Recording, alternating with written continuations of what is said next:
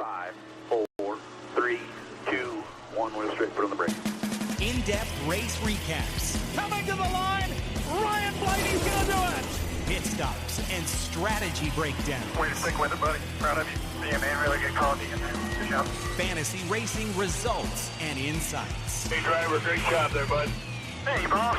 Your weekly destination for everything Ryan Blaney and Team 12. Looking forward to seeing you down the victory lane. This is the Team Blaney podcast. I'm still Team Blaney. Welcome, everyone, to episode 221 of the Team Blaney podcast. My name is Adam Rogers, and alongside me is co-host Steve Mez. This week, we are here to break down Ryan Blaney's podium finish in the Goodyear 400 at Darlington Raceway. Steve, welcome back to another episode of the show. Coming off of an interesting, old school, I would say, throwback-ish race at Darlington Raceway that a lot of people coming out of this race are saying, was it too overhyped? Did we overblow what the tire wear was going to be? Was there really as much fall off as there was supposed to be? I think if you were paying attention, you could see it. But if the people out there thought they were going to get the chaos that we saw at Bristol when everything was unexpected and nobody was prepared for it, that's not what you were going to get in this situation. So interesting weekend overall across the three different series that race there. But no matter what, I still like a Darlington weekend, regardless of what always happens on track. That was the thing. It was overhyped, right? I mean, you had two different people last week. You had Denny come out and he was like, "Oh, you could see." Now he didn't say definitely, but he said you could see up to 4 seconds fall off. And then you had Chase Briscoe also coming out in an interview, and he was kind of saying, "Well, everybody's going to be out of control. We had so much trouble on the simulator, and everybody was it's going to be tough." And if you watch closely and late in the runs, yes, everybody was slipping and sliding. Off wasn't quite 4 seconds, but it was over 2 seconds after 25, 30 laps, and it was definitely made a difference on tire, and getting tires and when to pit versus when not to pit and how those strategies worked out within 4 or 5 laps. Like running long was only like 4 laps. If you ran long 4 or 5 laps, anybody else, you still had tire later in the run than other guys. So it gave all those variables. And the one thing, like a couple different things we've heard at post race, is that it was easier to pass. If you had the better car, you actually could set up and make the passes a lot quicker than these last couple of years with this car. So it's definitely going to be, a better racing with this package. That's what I'm really seeing so far. It's almost to the point where, like, well, let's try this package at some bigger tracks, just to see what might happen.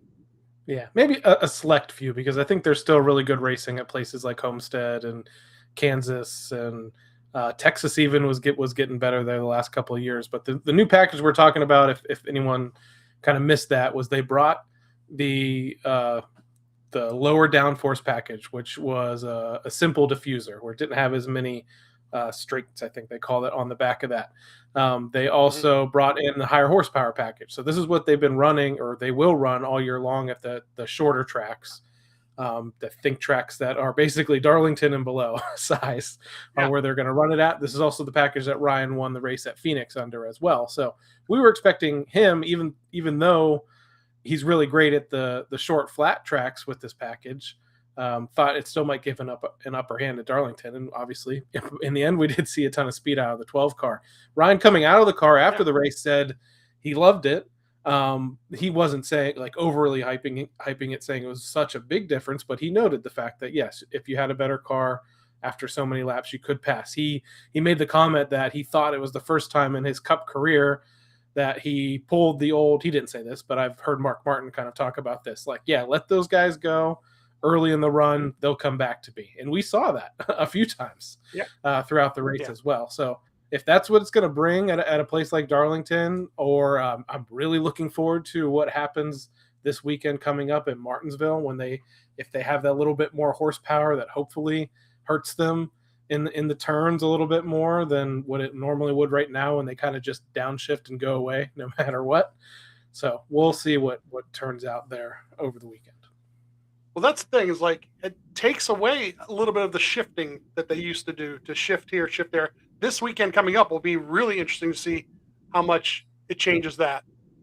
Because what it did was it changed throttle time going into the corner and then throttle time in the corner or in the corner itself at Darlington. Because Darlington, you could hear him burping it, on the in-car cameras. You could hear him like when he would pick it up, come off it again, maybe pick it back up, and coming up, be real interesting to see how many of them.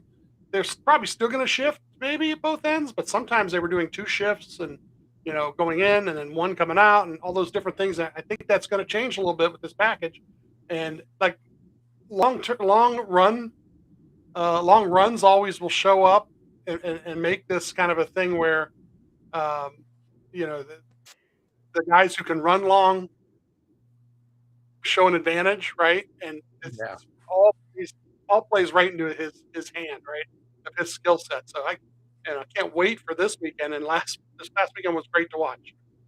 So briefly before we dive into the recap of Ryan Blaney's adventurous race at Darlington Raceway, just want to get your quick thoughts on the NASCAR Craftsman Truck Series race. Did you get to watch that, or at least watch the highlights of that race? Very interesting way that one played out at the end of there, and it did involve tire wear and a driver that's highly touted without a full-time seat coming up and shocking everybody at the end. One thing that was interesting is that was the broadcast with the the driver broadcast, right? And the regular broadcasters usually shadow, although I don't know how they do that in the booth. And they really blew it at the end of the race with who came in and grabbed scuffs. About one or 2 cautions before the end of the race, there a couple guys had grabbed scuffs. Then they had a caution and a caution, right? And the first caution gets you from the back to the middle of the pack, right? And then now there's another caution, and you're relining up a little closer to the front with those scuffs, and it totally played, into Heim's advantage. And it was basically coming out of 1 and 2 that I think Ryan actually said, "Oh, he's on scuffs, by the way." Comes. Yep. So that was the only thing that was really kind of bad is they kind of missed it. But I don't know, like if the regular broadcast team would have caught it either, to tell you the truth. Sometimes they're not paying attention to all those elements. But there were guys that had scuffs and they moved up because of it.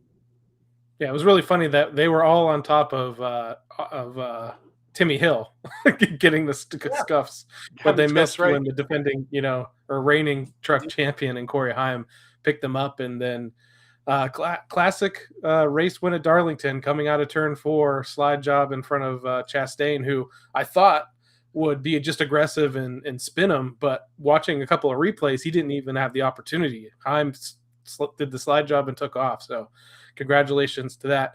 Another big topic going into the season was how NASCAR kind of opened up Cup drivers being able to run in the lower series. And we saw a few. We saw Hocevar and Chastain in the truck race. But in the Xfinity or in the O'Reilly Auto Parts Series race, we also saw several as well, with Christopher Bell and Kyle Larson and a few more. But you still have the old man of the series, who I've found out we're very close in age, and now I hate hearing that. But Justin Allgaier just is so great at Darlington. His team's really great at capitalizing at the end of these races when they get an opportunity. And you saw Kyle Larson come down pit road with the lead. They have a hiccup in the pits. Comes out, I think, 5th or something like that for the final restart, and just isn't able to drive back up there, and Allgaier wins the race. So what do you think about it? Do you like it when you see these Cup guys getting beat by the O'Reilly Auto Parts Series regulars? A little bit. It's funny. You say that the 88 had a hiccup in the pits, right? And that's the same pit crew that helped Larson win in that car. Yeah, so the same guys. They just had a little hiccup. It's nice to Allgaier is the one guy who's really good there at running there and been there. That's another thing about all the different series is the level of experience, right?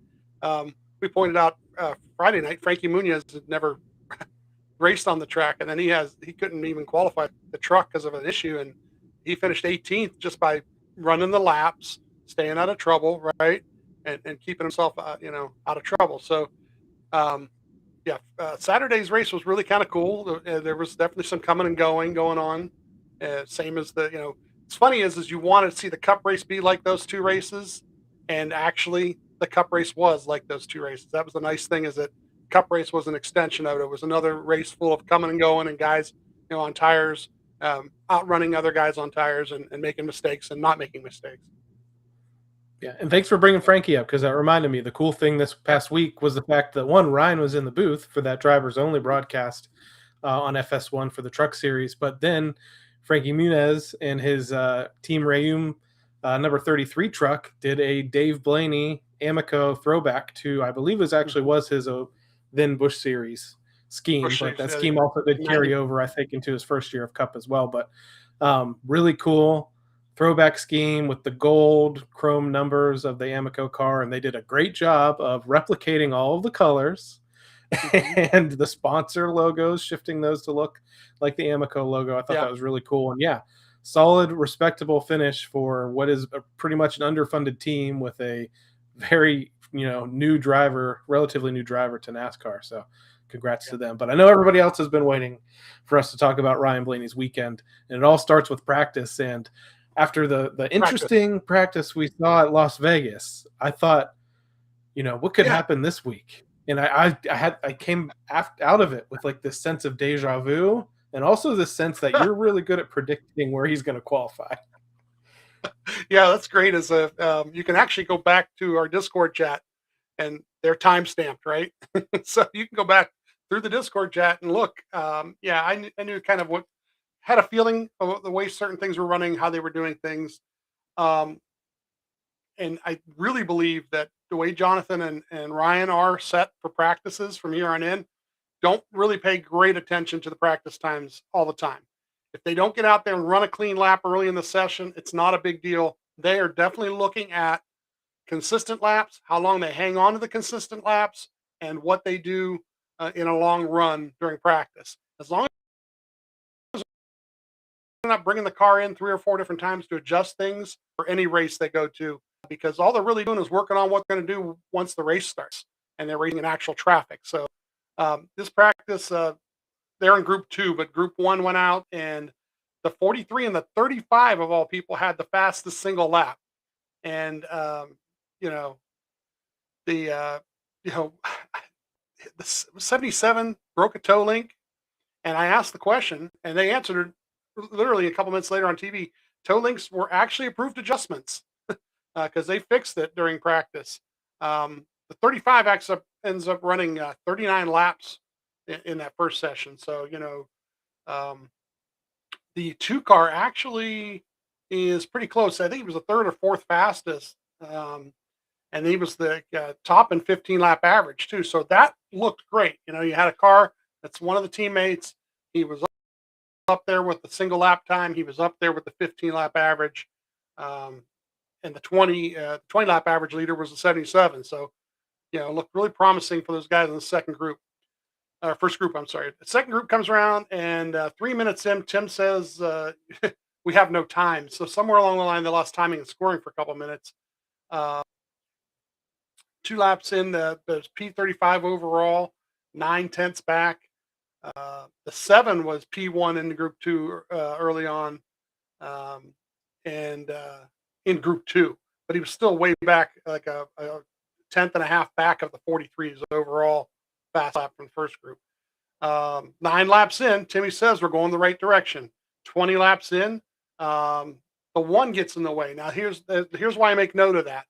Once again, if you're looking at lap averages, if you can run clean 15, 20 laps, that's one thing. But if all of a sudden you have to pass somebody, you have to set up a pass, might be quicker than them, but it does slow you down for a lap or 2 as you're trying to maneuver that, but he was P10 in 25 lap average and P6 in a 30 lap average, with the 45 being P1.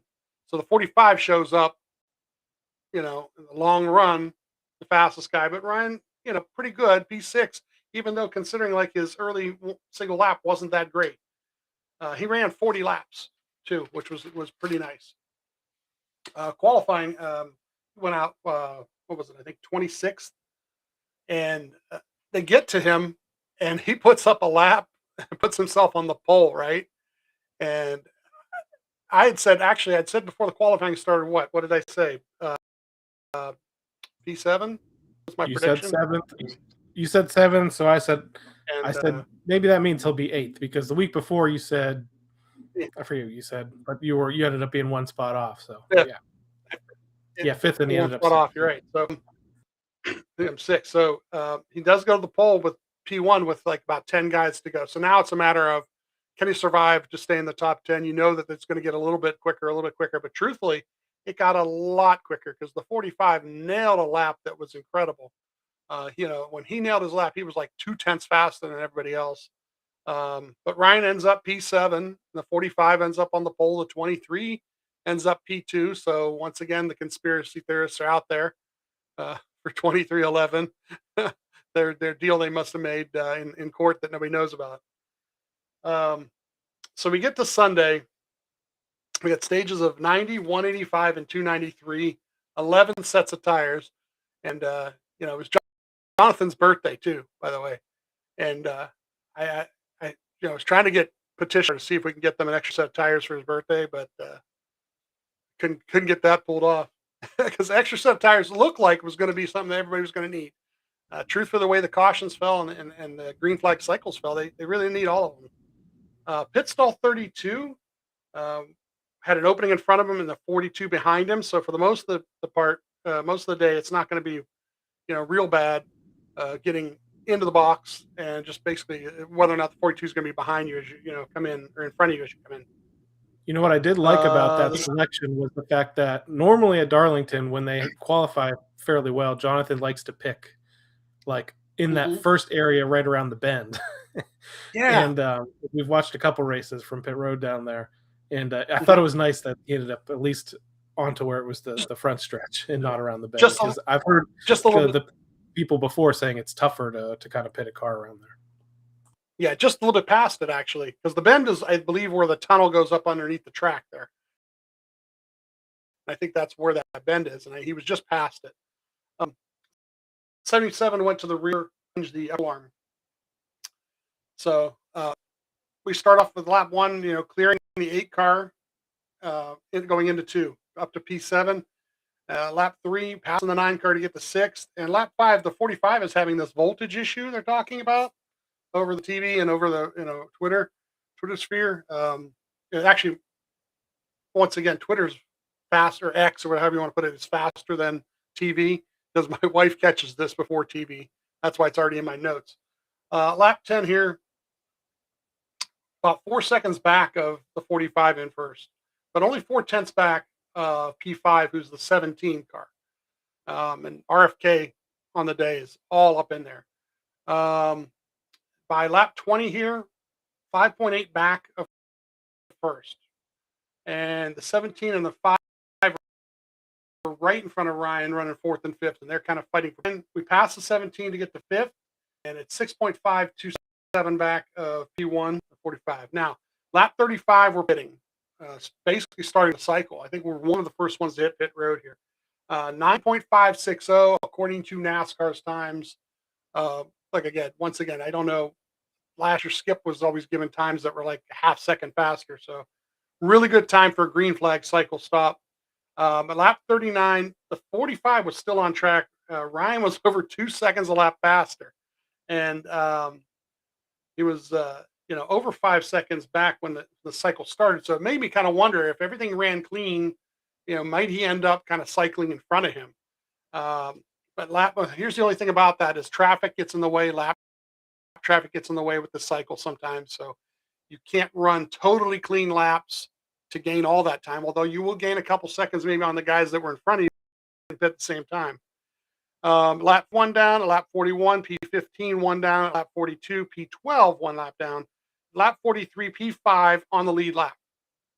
Lap 44, the 45 pits, and then lap 45, the 6 passes us. So we're now P2, and we're 4/10 back of the 6 car. So it did kind of cycle out pretty well. Now it's a question of how long can we hold on to the tires as well as the guys behind us. Lap 50, P2, 2.63 back of the 6 car, and P3 is the 23 car at this point, and he's the second back. So lap 60 here, 3.296 back of P1, the 6. Uh, P3 is 6/10 back of us, and P5 is the 45. I'm trying to keep track of him because we know he's fastest guy, and he's 5 seconds back, but he's a half second faster on his new tires right now too. So, he's coming. And the lap 70 here, we're 1.892 back of the 6, who's P1, and he's in heavy traffic. So we kind of gain on him a little bit because of traffic. At lap 75 here, it's 3.273 back of the 1, and now the 45 is P3, and he's 2.6 seconds back, so he's coming. At lap 80, 2.20 back of P1, the 6, and P3 now is the 45, and he's 4.3 back of the leader. So he's about 2 seconds back of us, and he's gaining on everybody. By lap 85 here, 1.7 seconds back, and there are lappers kind of getting in the way. So he might get past them, then we got to get past them. At lap 86, 5 passes, we're P3. Like I said, he was coming. Lap 90, the 6 wins the stage. Ryan's P3. He makes a comment about the camera going out about 5 laps into the run.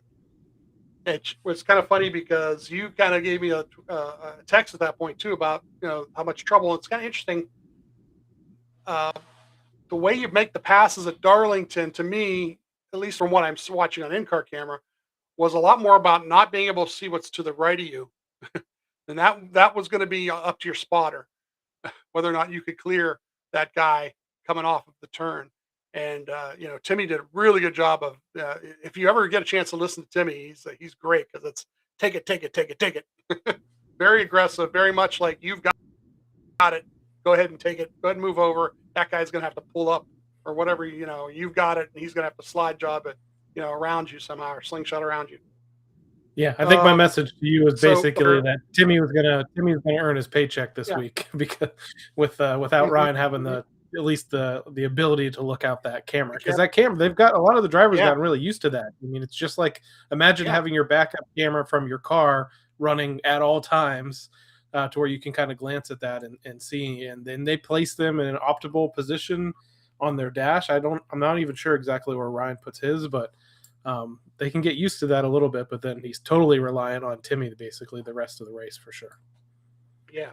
The 45 pits early here for the alternator issue. So they come in once or twice before, so he's going to be tail end, but on the lead lap. But I don't even know, did they change a battery? It was one of the things they were talking about doing was changing a battery. So what happens now these days to try and save weight and a few other things is they'll run smaller batteries in these cars.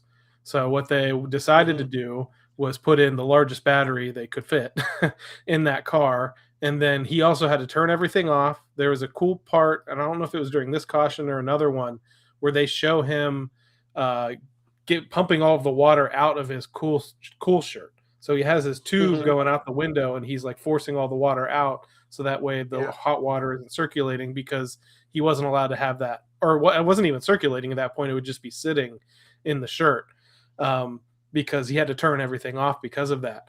And early on in the race, they say that, and there's video of it, apparently, he just hit, I think it was that tunnel bump. He hit it so hard that it apparently just knocked something loose, like in the alternator, and that was their problem the rest of the day. So, so they take care of that early on, and then we never really hear anything about it the rest of the race. Definitely doesn't hurt their speed, So this is the 4-tire stop with the loose wheel, and they do. Once again, the quickness of like hurry up and go down to the 2's pit stall because they're on the way and have them tightening it is amazing. This is this is just one of those things that you don't want to have happen. It ends up putting you at the tail end of the longest line, and then the firestorm starts, right? In the world of and I'm going to say, can I say one or two things? We'll try not to dwell on this too long, but Yeah, and I have one or two things to say too, and we'll move on after that. this But yeah, this is probably the point I want to say it. Okay, and I want to hopefully be. I'm always optimistic, correct? And usually I'm pretty good right now, especially lately. This since Ryan's won a championship, everything is really a bright spot. Anything they I can say is like we've been through this, or these things have happened, and we've overcame them. And the people who get online right away and say fire everybody or they need to make changes aren't paying attention. They aren't paying attention. The reason I say that is they've made changes. In the last 2 years, they've changed 3 or 4 guys out. They brought this guy in, they took that guy out. They moved this guy around, they tried this guy over here. They've got 2 new guys, relatively new to the team in the last 6 months. They're working on it. Okay. Do we want to have a mistake happen in a crucial moment? No. Does anybody? No. Do these guys try to make mistakes? No. That's the part that drives me nuts. You can be mad. You can be frustrated. You can say, oh, darn it. Right. And in whatever swear word you want to use. But the reality is that and he even knows it because you notice he says we have to clean it up or we have to get better. But at the end of the race, when he gets out of the car, did he give attitude about it? He said, no, I'm glad they stuck with me because they still made pit stops later in the race. They still did things better later in the race. They still improved on this moment, and hopefully this moment doesn't happen again. But the reality is these things are going to happen. Jonathan did an interview last week, and he more or less said that. He said that there's some new elements. We're meshing them together, and we're working on it. Well, I understand the frustration. Everybody wants to fire everybody, but and I've said this before. There's no like pit stop store where you can just go buy new guys. These are the new guys. And if you've listened to any of our shows and went back and watched our interviews, they were heavily recruited. Some of these guys were recruited by other teams, including Gibbs, including Hendrick. If you go back and listen to some of the interviews, they've told us in the stories, well, I had a chance to go here or here, and I wanted to go here. I want to be part of Team Penske. And those are the kind of things you really like to hear about these guys. They're all athletes. They're not like little flowers. They're probably not on the internet right now worried about what everybody's saying. Okay. They're mad. They came in today to work, I'm sure, and they're going to try to keep this stuff from happening. It's bad because it's on TV, but on the other hand, the composure that the driver showed, the composure that the crew chief showed, and the idea and concept of just getting back out there and seeing what you can do to recover from it and worrying about your next move and worrying about how to advance yourself, that's the key. And you can have your momentary, like I said, anger about what you saw, but you're not going to replace anybody. There's nobody to replace with. These are the new guys. These are the young guys. These are the guys that are up and coming. These are the guys that are going to be around for years to stay. And they just need to work more together and actually have, they're practicing hard. And like I said, they'll get better. And, right now it looks bad for a day. It looked bad for a moment more than anything else.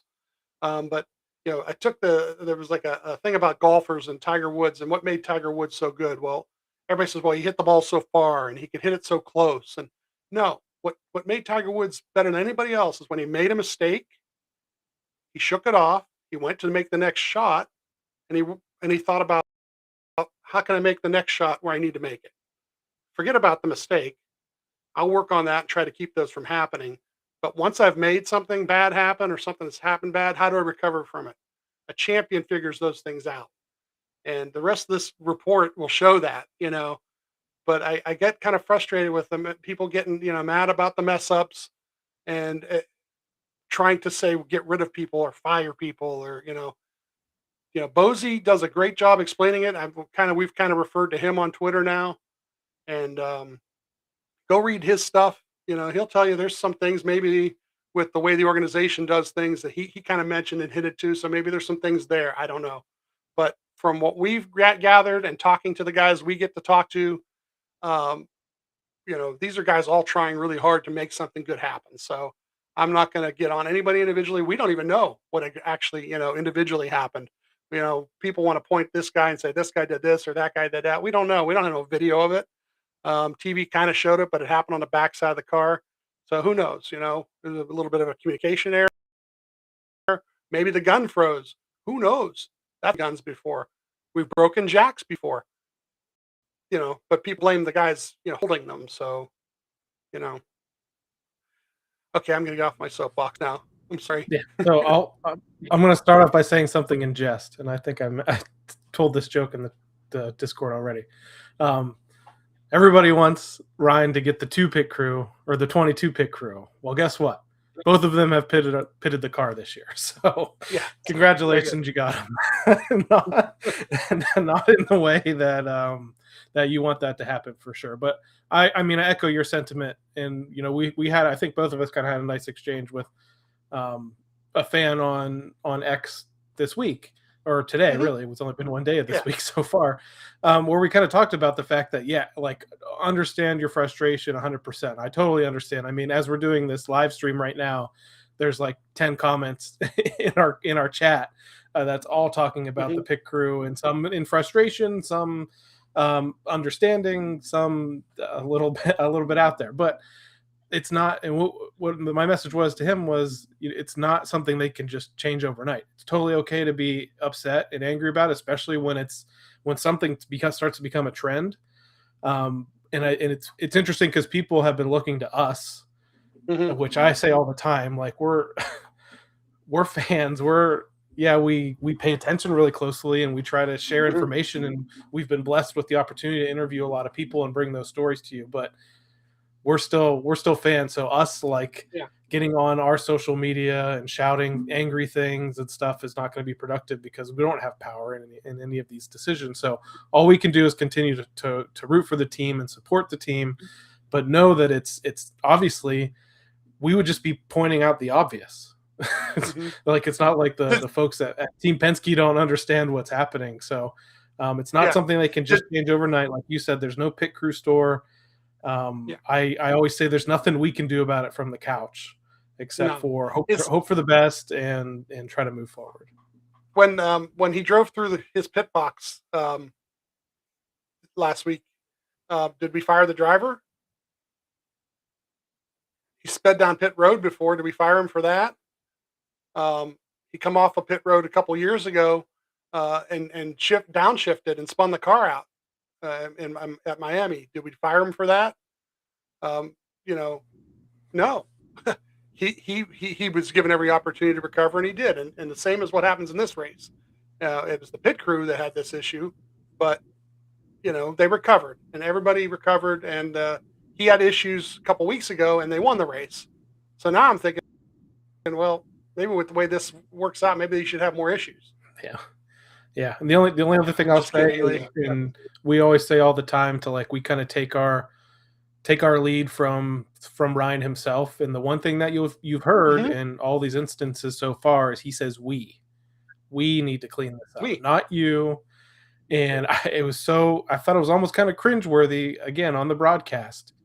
Kevin Harvick was expecting and even kind of announced let's go to his radio because he's got to be blowing up over this. And then they come on the radio and Ryan just says, guys, we need to clean this up. We really need to clean this up. And that's all he said. And Kevin's like, well, I guess that's, he's you learn from that. And that's really the right message you want to be sending to your crew. And it's it's funny. And again, and I say all the time, it's these guys are just not paying attention because when Ryan does have any radio moments that has been way overblown, has he ever lashed out at the team itself? No. No, he doesn't. Yeah, He's what's lashed so funny out is at other things, out his windshield, other drivers, other situations, cautions coming out that he thought were dumb, but he doesn't lash out at his own team. And it was so funny that Harvick was almost disappointed that they go to the radio and there was nothing there. Isn't that the irony? There's the guy who used to yell at his team. Harvick was he dressed down his pit crew so many times. So many times, so brutal to his people. And like I said, they're your people. They're your guys at the end of the day. And I guarantee you that there were meetings and there were discussions, and I'm sure that there was practice. And all you can do and all you can hope for is to get better from here. So let's just work with that mindset, as we go forward. Sure, if there may be another issue in the next week or 2 or 3, but hopefully they can through them. And he is a championship driver, and that leadership he's not that old of a guy, really. Young guy still. I consider me a young guy still. To show that kind of leadership and maturity at that age is really, really impressive. And spoiler alert, there's one more hiccup a little bit later on, so everything we just said applies to that as well. Slight, and it's only, and I'm going to point out to people that the slight hiccup, it's really not as bad as it being. It's because of some things that happen with strategies. So the restart at lap 99 here, tail end of the longest line because of pitting outside your box, basically. So P20 at that point, lap 105, and here's the fun part is we know that how fast they are. So we know it's like a matter of time. And like he says in the post race here, he could let a guy or two get by him, and within 20 laps, he's going to see them again because they're going to go back behind him as he, does better on his tires later in runs. So at lap 105, P20 here, about 8.93 back of P1, who's the 5 at that point. And 6 laps later, we get a caution for the 43 and the 11 and the 23 involved in this. And what's kind of cool about this is now we're going to move past the guys who were in between that were lappers, so we don't have to worry about passing them. And he says we're just kind of tight back here. Pitting 4 tires, 9.920 stop. And Jonathan says at this point something about running it out to the other stage, which I, was kind of interesting to hear, but I don't know if he was just saying it to put it over the radio so other people hear it. Maybe one of those little fake out kind of things. They're P8 here with the 5. You're talking about Denny leading into this race, talking about 4 seconds of fall off. And I didn't catch all of his podcasts today, but I listened to a little bit of it. And he kind of explained, he's like, well, when I said 4 seconds, what I meant was if we ran a full fuel run. He said, but none of us ran a full fuel run during this race at all. We pit for tires instead of pitting for fuel. So imagine if they did actually run the stage out. Things could have been a lot different, but like you said, maybe he knows people are listening, so see what strategies they come up with. So the restart at lap 116 here from 18th. At lap 118, he's P20 with the 43 and the 97 getting by. At lap 119, he passes the 43 and the 8 to get to 18th. Lap 121, passing P17, passing the 97. At 125 here, P16 passing the 35. At lap 128, passing the 3 to get to 15th. At lap 130, the 6, the 17, and the 60 are P1, 2, and 3. I kind of want to take note of that because they doing within this race at RFK. At lap 134 here, passing the 20 to get to 14th. Timmy talks about the field maybe on a split strategy or some pitting, some running it out. Once again, I think they're just kind of saying this to scare other people that they might actually stay out. 144, the green flag cycle starts. He's P12. Lap 145, Ryan's up to P5. Lap 148, the 9 is P1. Ryan is P3 at this point, and he's 10.360 seconds back of the 9. And they pit the next lap, and the 9 is still staying out. At lap 152 here, he ends up back in 18th at that point with the 6 leading, but he's only like 11 seconds back. So at lap 156 here, the 9 actually passes us. So we're 19th. And lap 159 here, past the 43 to get to 18th. Lap 160, passing the 97 to get to 17th. 161, passing 77 to 16th. At lap 163, passing 3 to get lap 165, passing 71 to get to 14th. At lap 171, passing the 9 to get to 13th. At lap 183, passing the 20 to get to 12th. Lap 185 here, the 6 wins stage 2. Ryan's in 12th. So he talks about it firing out tight. Took a little while to come around. The 11 hits pit road early with an issue. So we're all the way up to 11th. So what do you think about, we talked about them a little bit last week, the RFK trio. Yeah. 2 weeks in a row, all have speed again. And everyone's talking about the Toyotas, but it shows you how teams can kind of hit on something. And did they hit on something to dominate? No.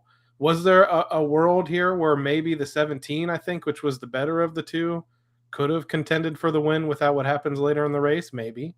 But it's as a I don't want to say a fan of Brad. I don't know. I'm indifferent to Brad, but thankful to Brad because of what he did for Ryan's career and bringing him up through the trucks and getting him into Penske. Like, it's good to see that a smart guy like that has figured something out over there and has it going in the right direction. And Jeremy too. Having Jeremy Bullens over there is really, really kind of cool too, to see how they're operating together. They're coming to pit road here for this pit stop, and Ryan whacks the 7 from behind pretty good. It was a huge checkup. They come to the pit box, and Jonathan checks out the front of the nose. Looks pretty good. They go in 11th, come out 10th. It's a 9.740 stop. Jonathan says we're planning basically on 2 50-lap runs here. So the 6 takes the top, Ryan takes the top, and restarting lap 192 here. At lap 197, we get a caution for the 35. So one ran like 5 laps. The 19's leading, Ryan's P10.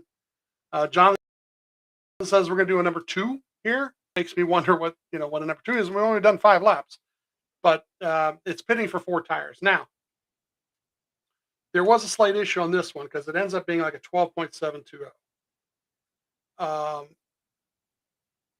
What I said earlier, the problem was that 6 cars from behind Ryan, they out on the track. So right away, you lose 6 positions no matter what your pit stop was. They lose about 4 more positions because it's a little hiccup. It's not drastic. They didn't lose where they have to go tail end or anything like that. But the 6 cars staying out is the big thing. They changed the momentum of what the field is going to have to do because they're going to be like roaming roadblocks 10 to 15 laps into this thing, So we're, P20 here for this restart. Like I said, the 17, the 54, the 7, the 97, the 3, and the 71 are the cars that stayed out. At lap 203, start all the way to 18th. At lap 260 to 17th. At lap 207 passes 3 to 16th. Oh boy, I got a lot of passing coming up here. 209 passing the 43 to get to 15th. At lap 210 passing the 9 to get to 14th. At lap 215 here we get the 8 and the 71, different parts of the track, to 12th. Lap 219 passing the 97 to get to 11th. Lap 222, the 17 is leading, but Ryan's P11, he's 6.6 seconds back. Lap 224 passing the 2 to get to 10th. 226 passing the 5 to get to 9th. 230 passing the 24 to get to 8th. 233 passing the 77 to get to 7th. At lap 235 passing the 7 to get to 6th. And now we start pitting at 240 here. Green flag cycle. On a green flag stop here, they're at a 10.80, which for green flag stops are sometimes they're a little slower. At lap 246, P7 on the lead lap. The 77 is leading at this point. Lap 248, P4 here. As some of these cars are still cycling through their pit stops. Lap 249 here, the 45 passes. We're in P5. At lap 261 here, we passed the 54 to get to 4th.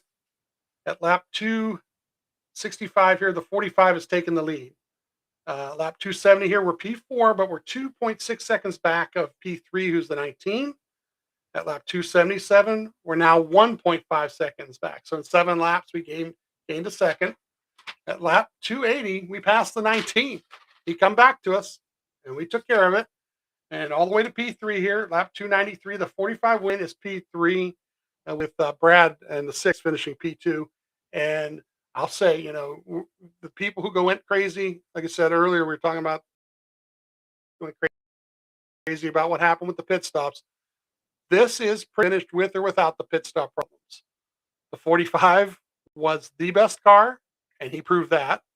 The 6 car showed up early in the race and got himself up into the mix, and he was definitely a top 5 guy. So maybe it could have been a little closer, maybe not. I don't know. I think the 45 was just that much better, just speed-wise, and then even on long runs. So I don't think they really had anything for him. And P3 is a really great day. Yeah, especially with considering the fact of the 45 driving up. Like Ryan passed a ton of cars on that last run, which one was super exciting. And, he was a little frustrated after the last hiccup, as anyone would be, losing positions again and just how the strategy split. But man, he drives really good. Frustrated. It was almost more exciting to watch that run, and some of it too was because of the guys that did stay out. Like he's blowing past some of them towards the end of that run. But I mean, I will say, and we said it before, we don't want any of these issues to happen in the future. Yes, the driver 100% has been, as I think I said for Phoenix, he put the team on his back. He's had to do that twice this year. We don't want to see that going forward, but he's a champion. He has the capability to do it. You can't be doing it at every type of track, though. I brought up to you, like next week at Martinsville, when they go to Bristol, it gets tougher and tougher when things go green. And there aren't cautions to bail you out where you can get lucky dogs and things like that. But things played into it. When things went bad, things played into his favor during this race and during the Phoenix race as well. And it just shows, I mean, people ask us all the time, like, do we think Ryan's like an elite guy? Do we think he's a top 5 driver? Do we think he's a top 3 driver in the sport? And I think anybody that doesn't think he isn't paying attention to what he does every week and all the chatter this week. And I'll bring up too what your thoughts are. The fact, the 2 car had a great run. The 22 we never saw, and the 22 I think finishes like 3 laps down in the race. So the chatter this week has been, who are the best teams? And they keep saying, well, it's still Gibbs and it's Hendrick, and 2311's making a case for it. But yeah, Penske's not really there. But then they're like, well, maybe we got to separate everybody else at Penske from the 12 car. So it's sort of like the big 2, the 12 car, and then 2311, and so on and so forth. But strong run for Austin Cindric, which shocked me. And I've had this discussion. I've said normally when Cindric, and shout out to him, congratulations, he had a great run. Normally when Cindric runs well, the whole organization has hit on it. Like at Gateway, when he won that race, when Ryan ran out of fuel, all 3 cars were great. Even I think the 21 had a good run at different places. But for Ryan to be really exceptional, the 2 to be the second best car at Penske, and the 22 was nowhere. That was wild, especially for a former next gen winner at Darlington. Yeah, I don't know what happened. I think the people that like the new package setup really like it, and I think there's some people that are struggling with it. Maybe that's part of it. Maybe he's just a little bit on the struggle here with what it took to run the race. He couldn't do it the way he wanted to do it with this package. Now, you bring up the fact that, and I agree wholeheartedly, that Ryan pretty much ended up finishing where he was going to finish in this race, regardless of what happened. The detriment to the team was missing out on stage points in stage 2, and we do see that show up here in the point standings. Ryan does move up a position, reclaiming second in the overall NASCAR Cup Series point standings, but he goes from around 60, I think it was 61 points back, to 95 points back of the leader, Tyler Reddick. And again, this is going to be a result of Reddick getting stage points, Reddick winning the race, and you getting those 15 extra points for winning the race. And now he's done that 4 times. So he's stacking and stacking and stacking that lead even more. So yeah, I went back and looked the last 2 weeks. That lead when Ryan won Phoenix, it was cut down to 67. And then last week it was cut down a little bit more to 61. And boom, exploded to 95 points over everybody. Yeah. So the Cup Series standings are as follows right now: Reddick in first, Blaney in second, again 95 points back, and then from third it jumps to 120 points back is Bubba Wallace. Denny Hamlin's in fourth, Chase Elliott is in fifth, Byron sixth. He moved up a couple spots. Chris Buescher's in seventh. He had a strong run, moved up a couple spots. Shout out to I think it was Reddick, actually. Buescher pitted in front of Reddick, and Buescher got dumped and taken out of contention a little bit there. So I think that helped improve our finish. Bell's in eighth. Brad is in ninth. Kyle Larson fell 3 spots to 10th. He broke a toe link at the end of the race. It was really weird, like running all by himself, and he runs it into the wall, and that seemed odd. Tyler Ty Gibbs still strong. He did fall one position to 11th overall. Ryan Preece, the third RFK car, is in 12th. Carson Hocevar moves up again to 13th. I mean, that the 77. If cautions fall a little bit differently, a little bit earlier or something, I think maybe another 5 laps he was going to be right on Ryan. But they just hit everything perfect in that last run, and he was fast and clean. I didn't see they were showing a lot of his passes. He wasn't like roughing people up like he sometimes does to get through the field. Daniel Suarez moves up 3 positions to 14th. It's interesting. Yeah. He, for the majority of the race, was the strongest Spire car and ran in the top 10 all day long. He gets a top 10 finish. Shane Van Gisbergen up a position in points to 15th. He's still hanging around. Hanging on. And Joey Logano, speaking of hanging on, down 5 positions, teammate Joey Logano was the last person in the chase right now, tied with Michael McDowell at 186 points back. So from 1st to 16th, that lead Reddick has 186 points over the last person in the chase. People on the outside looking in that are notable. Allmendinger is in 18th. Our teammate Austin Cindric is in 21st. Right above him, Chastain, who was another car. The Trackhouse cars, SVG is the one that finished the highest in this race. Ross Chastain, someone that's run really well at Darlington in the past, was nowhere to be found as well. So 20th for Chastain. Chase Briscoe is slowly moving up the standings after a disastrous start to the season. 22nd. Kyle Busch is still outside of the chase. And the rest aren't super notable. Teammate Josh Berry's in 32nd. Things are not going well for him. And Alex Bowman is pretty much totally going to be out of contention for any chance at a chase spot at this point. I don't think he's coming back until after Bristol. So again, Ryan Blaney moves up a spot in the standings to 2nd overall, but the gap to the leader has grown by 30-plus points, 95 points back of Reddick after this race at Darlington. But again, I think I looked it up briefly earlier this year. This is Ryan's best start through 6 races in his career. 4 top 10 finishes through 6 races, including this top 5 run, the 2 top 5 runs with the win at Phoenix and this top 5 at Darlington Raceway. So again, if they, as he says, the team can clean everything up, they are going to be dangerous going forward, and they're heading into a stretch here of a couple of races where they can be very dangerous for sure. We have one last thing to talk about when it comes to the race at Darlington Raceway, and that is an update on the Team Blaney NASCAR Fantasy Live League. Shout out to the folks that have joined in the last week or so. I did kick out any people that had not really been participating all the way at the bottom of our list, and we start with 100. I booted out about 10 people. That's mostly filled up. I think as of this recording, we're at 97. So there's still a couple more spots if you still are interested in joining the Fantasy League. Taking a look at my lineup for this week at Darlington. I had the winner, Tyler Reddick, got me 70 points overall. Chris Buescher got me 42. Blaney got me 42. Denny Hamlin, 26. And Bubba Wallace, 11. And I made this swap when Eric Jones got spun by Denny Hamlin earlier in the race. I think I actually swapped Ryan into my lineup and Jones out, but I wasn't paying attention, I guess, as much the rest of the race because Jones, who was fantastic at Darlington, drove his way all the way back up to a top 10 finish. So I left 27 points in the garage when I probably should have swapped him back in and Bubba out when Bubba had his issues the rest of the race. Featured matchups, I picked Hamlin over Byron, wrong. I picked Elliott over Bell, that was right. I picked Chastain over Suarez, that was wrong. I thought it was funny that they matched them up this week. And I picked Keselowski over Gibbs, that was right. So I was 2 out of the 4 on the featured matchups, 211 points overall, and 35th on the weekend. How about you? Yeah, so I had, I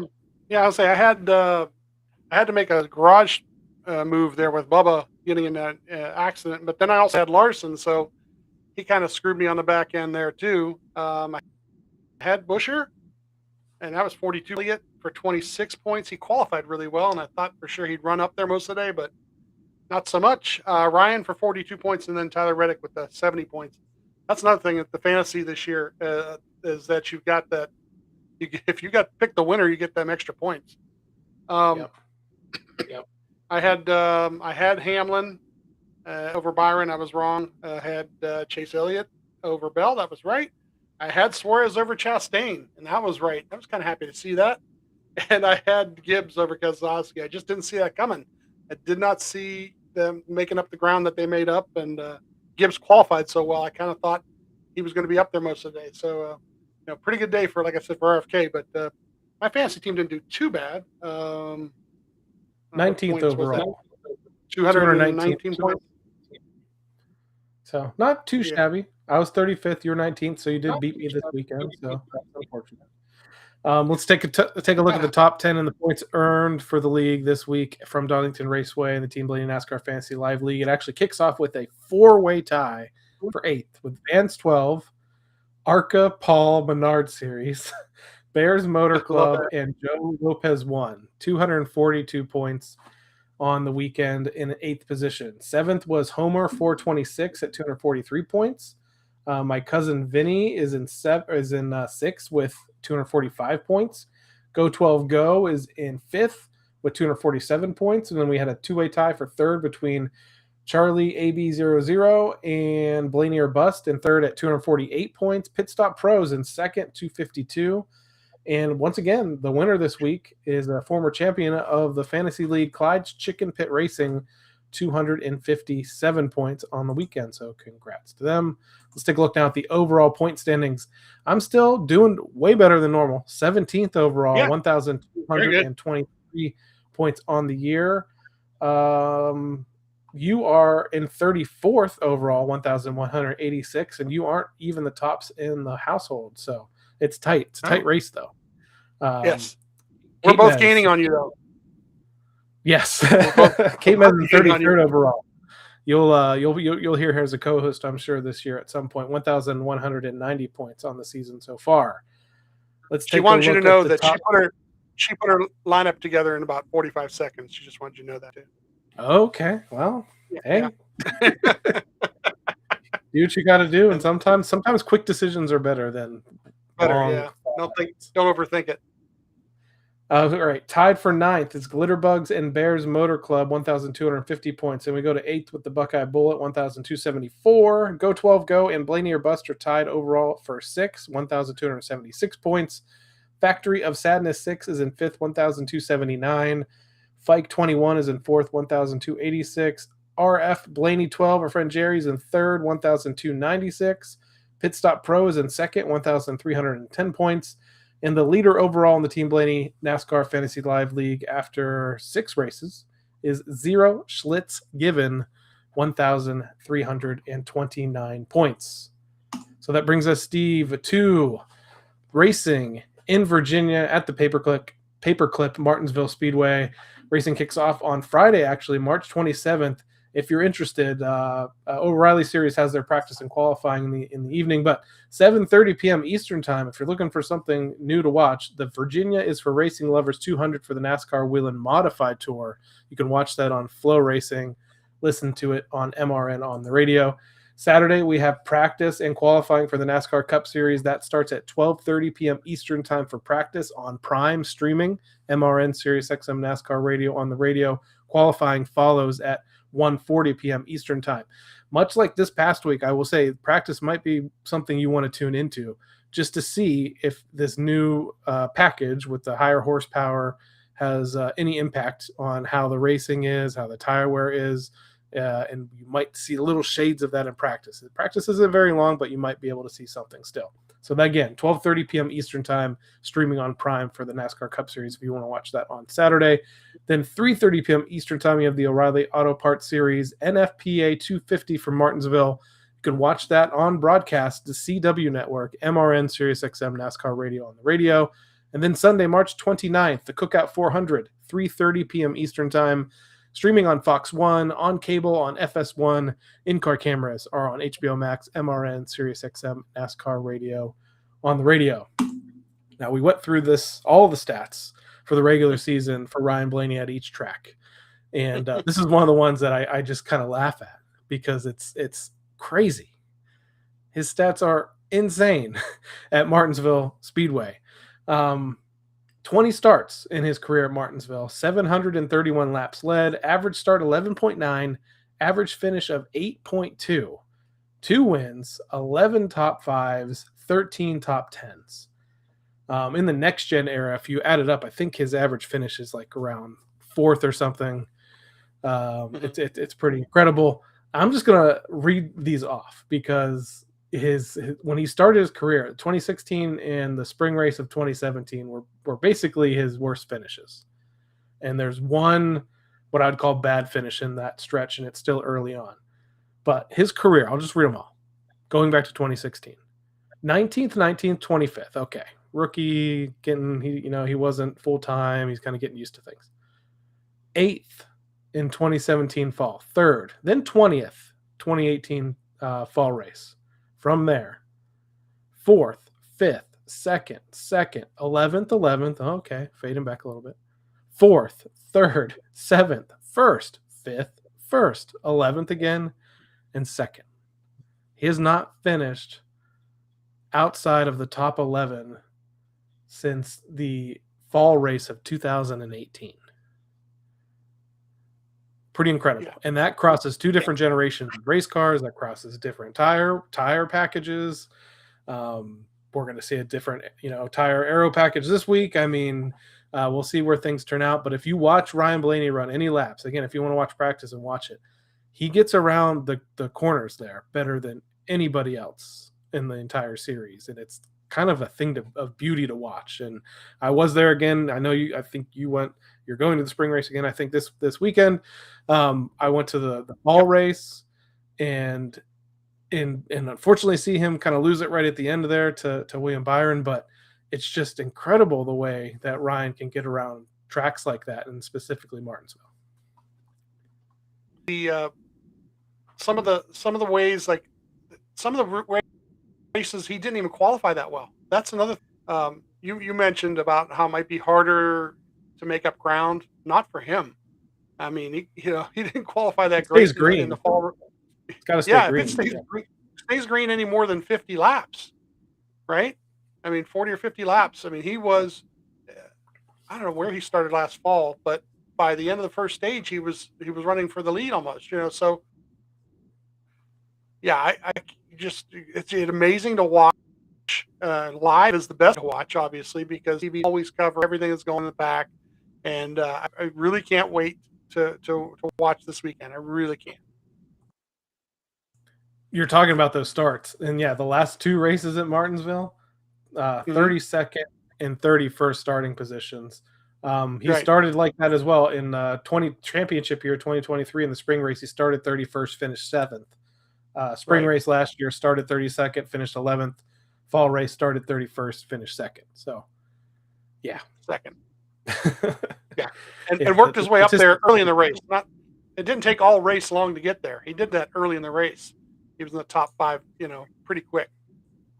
And I will say this as I will, qualifying is very important. So I hope we're not looking at a start in the 30s because, again, the stage points, even just missing out on the stage points this past week, the gap keeps coming up there. So the better position you start with, the higher up in the stage you're likely to finish. So I'd much rather him start in the top 15 and drive to 2nd or first or the top 5 at least, and get those stage points, and then by the 2nd stage have the lead and win the stage and so on. But yeah, again, it's just so funny reading off his statistics there between Martinsville and Phoenix. I think they're relatively close. He's got 2 wins now at both tracks, and that was the thing for a long time. Has been really good at Martinsville for a long time and hadn't won yet.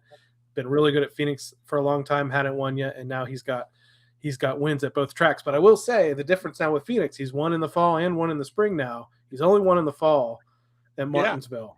Do you think that this is an opportunity or the time that he breaks through and gets that spring victory? Because they always say that, they're only good at the fall at some of these places. What are the odds already look like for I'm sure he's got to be the odds-on favorite already, and I'm sure everybody in the garage is already looking over what they're going to do in practice and qualifying. It's just, even if there's a slight speed advantage for somebody else, he can make that up just on his driving ability. And that's the part that's so exciting to watch. It's like 45 has been great already this year, but how many guys have been as competitive with him? And Ryan's one guy that I think, if the 45 shows up and is really fast this weekend, there's one guy I think that can get to him, even if the speed isn't the difference. It'll be the driver. So I can't wait to get down there this weekend, and hopefully we'll see some people at the Tweet Up.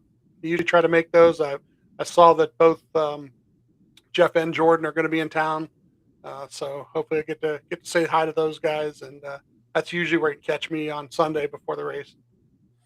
I think you're being more health conscious, and you guys have cut back a little bit. But are you at least going to share a bag of hot dogs? Because that's definitely one thing that we look forward to when we get up there. I don't know. I don't know. I might try the chicken tenders or something. Do something different this time. I don't know. Switch it up. I don't know. She's already craving them. That's great. Because in moderation. Yeah. Once or twice a year is great. If we lived next door to the track, it'd be horrible. Every other day getting them. But yeah, they can't. They really are. There's something about it. There's something about being there. Something about once you get down in there, and then the atmosphere. Yeah, the atmosphere of the place. And all of a sudden, you smell those hot dogs, and it's really amazing. And people love them. And if the weather's good, they might sell out. Who knows? Yeah, it's definitely the toppings that are on there are not what I would eat anywhere outside of that racetrack. But once you're inside, it just feels right. So again, if you want to tune into the race at Martinsville, the racing at Martinsville this weekend, 12:30 p.m. Eastern Time, practice and qualifying kicks off for the NASCAR Cup Series, streaming only on Prime, MRN, SiriusXM, NASCAR Radio on the radio. And then Sunday, March 29th, the Cookout 400 for Martinsville, 3:30 p.m. Eastern Time, streaming on Fox 1, on cable on FS1. You can hang out with us watching the in-car cameras on HBO Max or listen to it on the radio on MRN in SiriusXM NASCAR Radio. Dr. Race Chaser says that FanDuel has him at a favorite plus 450 already. He's already the favorite.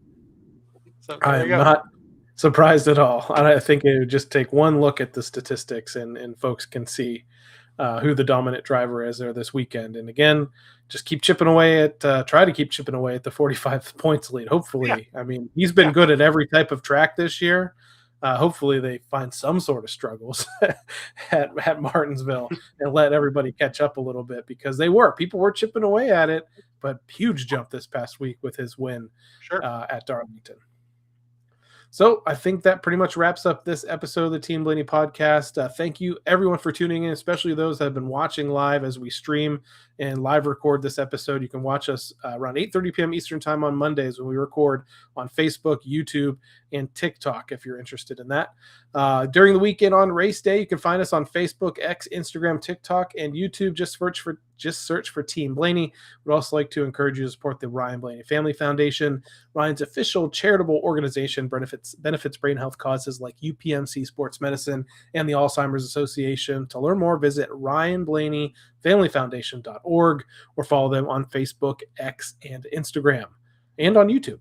For now, and for my co-host Steve Mez, I'm Adam Rogers. We'll catch you next time right here on the Team Blaney podcast. Get to Cambridge in the UK. Check out the TikTok.